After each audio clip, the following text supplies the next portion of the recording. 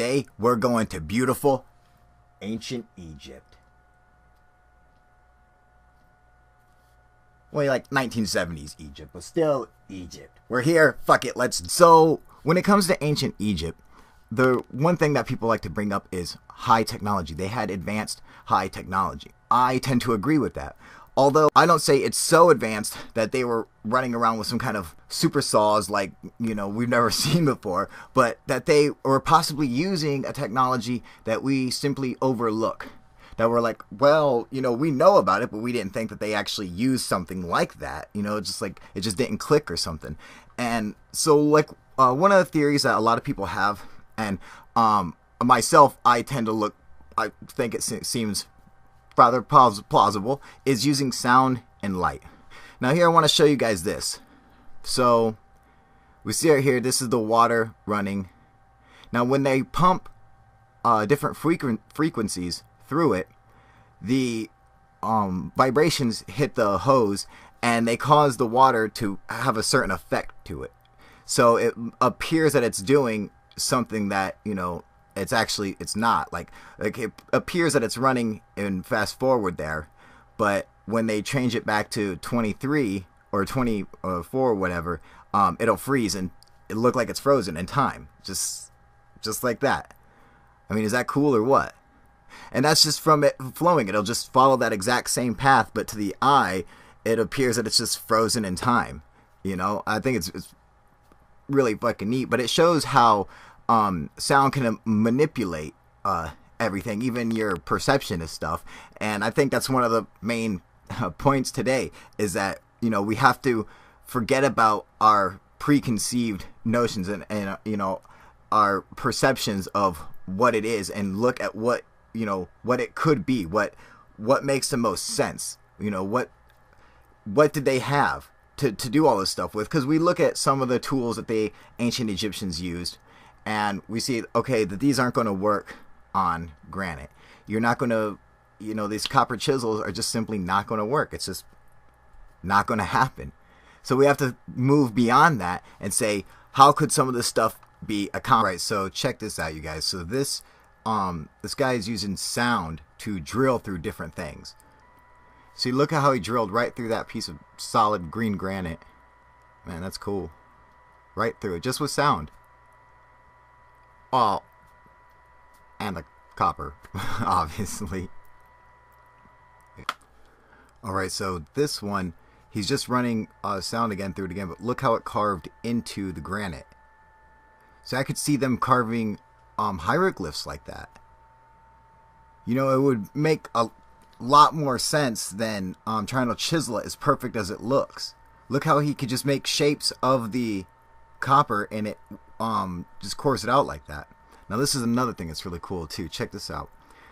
He's gonna vibrate the rocks. He's running this frequency through it, and then he's just holding the two rocks together, just, you know, putting his weight on it, and it's just running the frequency, just shaking it, and watch what happens. This is really neat. Yeah, this blew my mind when I first saw this. Watch, look. So he's showing you where he was holding the two rocks together. Now watch. And it was a corner. It was a corner piece. It fits right over it. What's that remind you of? Saxe Huaman? Yes. Alright, so now we're going to check out the Fresnel lens. And what this is really just a magnifying glass, in a sense, that you can start a fire with. It's a lens that gets super hot. I mean, way hotter than a magnifying glass would. The way it's constructed allows it to do this. So here, when we take a look at this video right here, he holds the wood under it for 2 seconds and it bursts into flames. I mean, this is nuts. Now he starts, this is what I really like, is that they can melt rock with it. Now, there's been a ton of things where people are like, oh man, it looks like they like melted them together. Well, perhaps they could. And there's different evidence we're going to see later. Now look at this. This is what's really neat. He's melting, he has got a nail on there, and the nail melts together with the stone and fuses together with it. This is how hot this gets.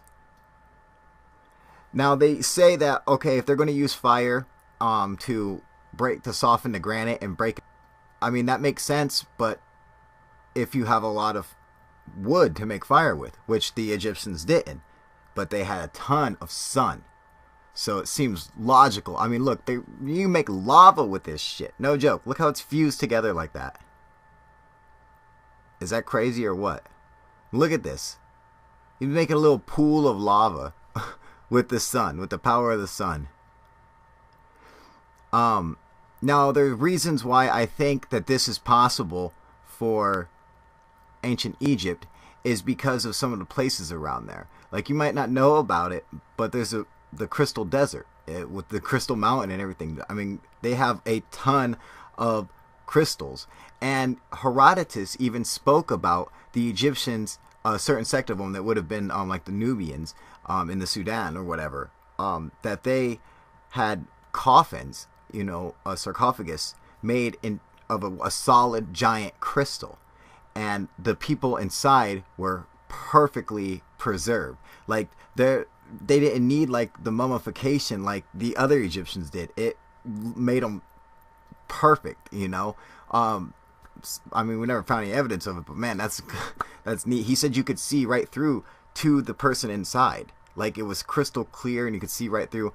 And there's a ton of crystal around Egypt. This piece we're looking at is not from Egypt. It's actually from Mexico, but I just figured I'd show it because there are places that have stuff like that. So maybe Egypt did too at one time. Maybe it all got used up. I don't know, but just so you guys know where this one particular picture is from. Look how this boils now.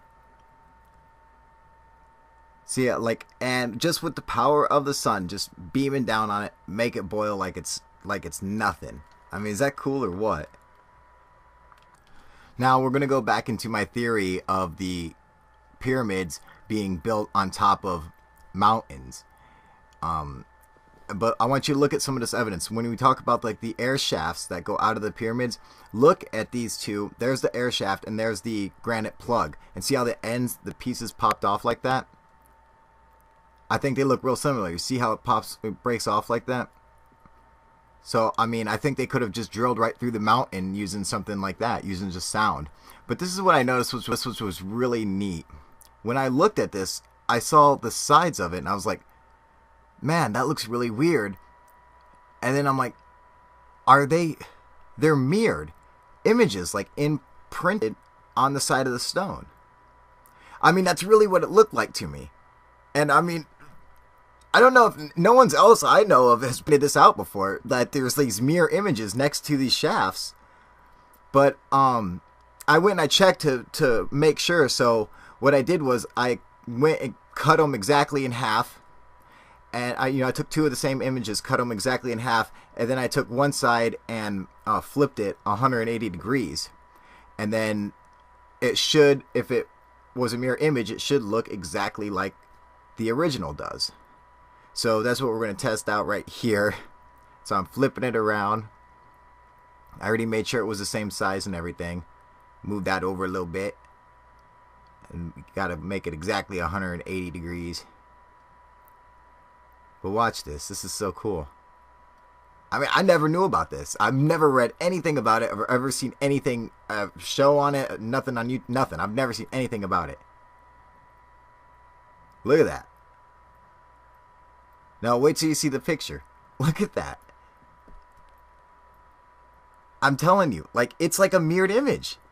So how did that happen? That's another mystery. I mean, how do you make that? What happened to do that?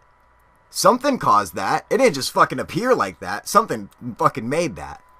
So, you know, I guess that's on to a new investigation for us, but that's fucking neat, man. Did you guys know about that? Fuck you. No, you didn't. Man. Yeah, I thought that was so fucking cool. I was like, what the fuck is this? Does anyone else notice this? Am I the only one who's pointing this out? I'm like, hello? Is there a mirror image there? On both sides. I believe the other side, in fact, will do the exact same thing. So, is that cool or what? Hey man, talk all the shit you want to, alright? But it's there. Now look at the inside of the shaft. Remember I was saying that it could be carved out of the mountain? This is actually what the shaft looks like. It straight looks like it's just dug straight through the mountain. You know, that doesn't look like it's the fucking, like, the limestone blocks, you know? And, now this is a room that they come to at the end of it.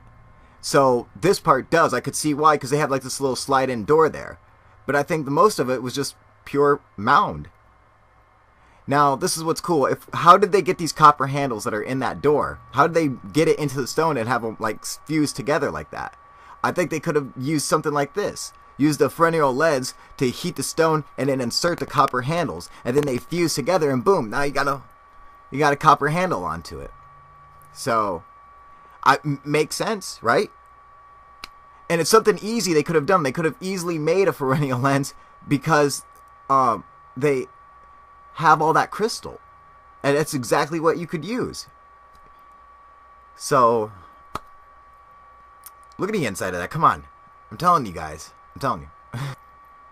Now, this is another thing that's really neat. This is like acoustic levitation. So you can use sound to actually control and move stuff and have it float through the air.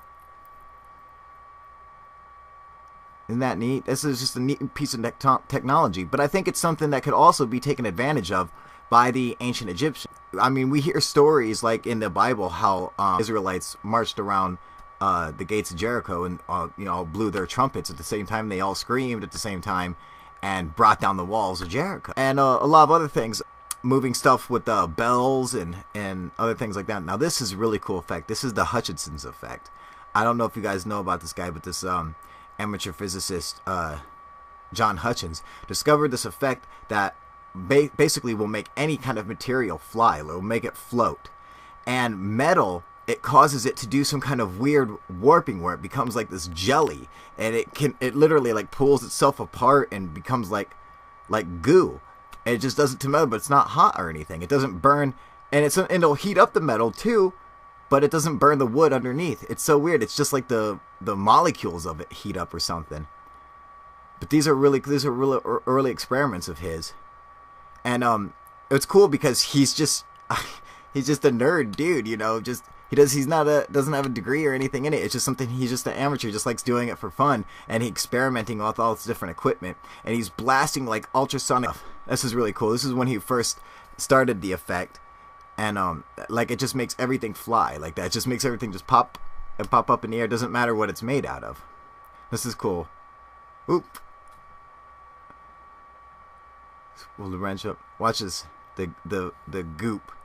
It's pulling it up like a droplet, just like pulling it up in the air.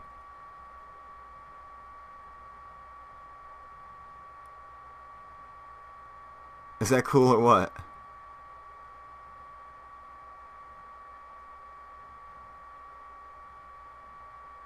Look at that. That's a 60-pound cannonball just floating around. Up there go the pliers.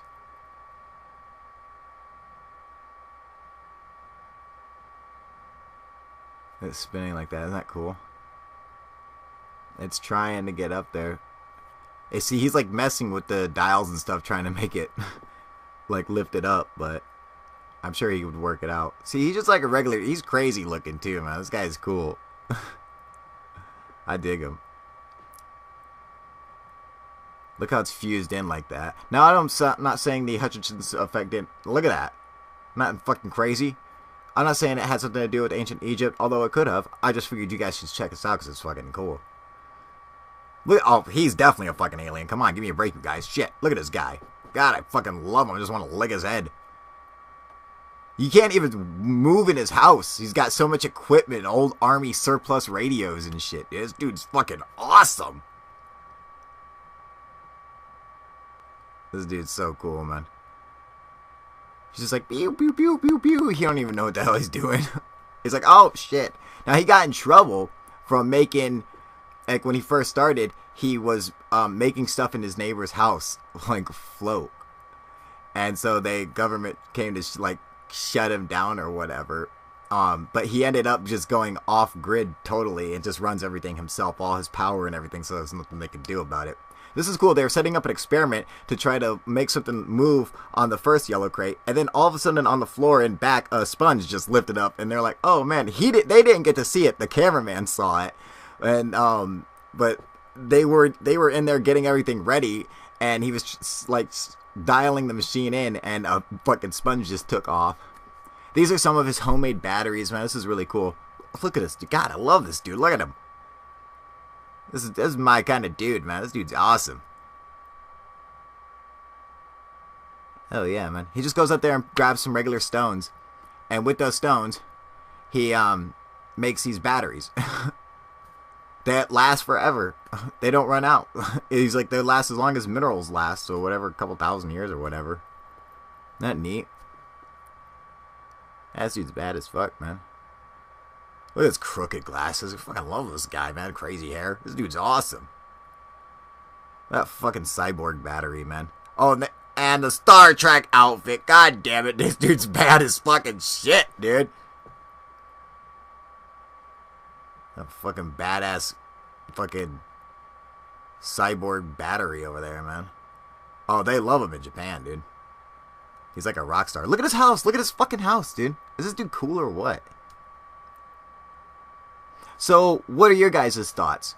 Do you think that they could have had used giant lenses to like melt rock and stone and stuff like that, and possibly use sound? So maybe using sound and light to manipulate stuff that we know about, we just totally overlook. What are your guys' thoughts on it? All right, UFO proof.